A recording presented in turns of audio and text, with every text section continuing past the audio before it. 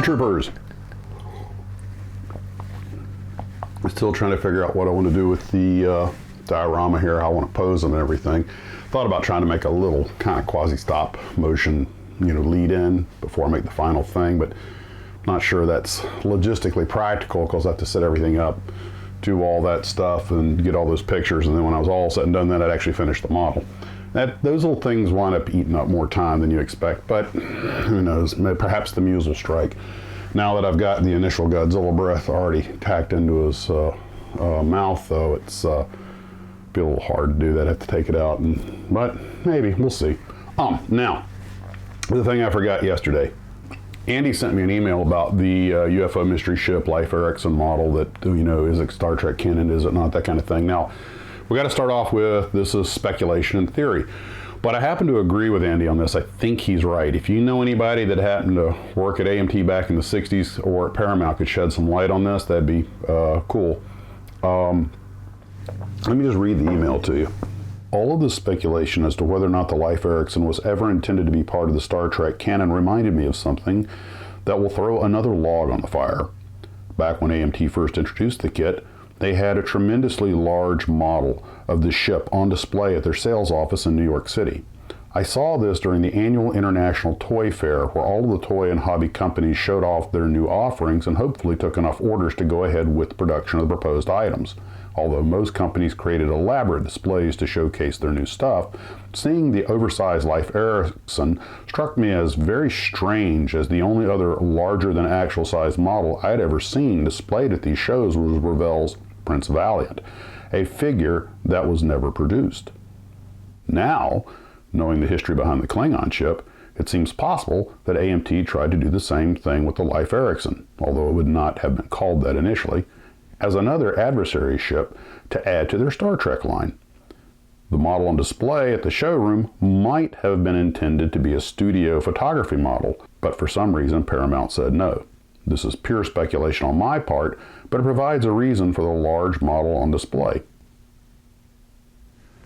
Now I'm going to go on some total speculation here, but I think I might know why they didn't pick up the second ship, if it was in fact offered to them.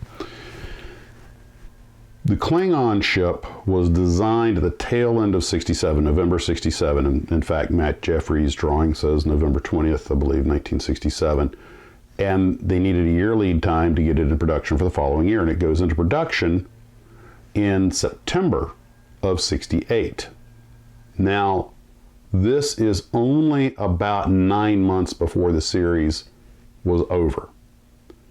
The UFO mystery ship Leif Erikson would have been a follow-on to that, and even though it came out in '68, it would have been later in that year that they would have shown it at the trade show.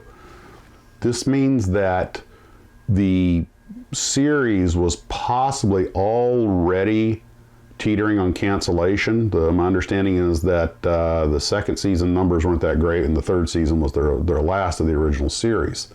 So it may very well be that the Paramount execs are just like, no, this project's not doing too well. They didn't even want to invest the money in the special effects, even if you gave them the model. Because remember, the special effects in those days were very expensive.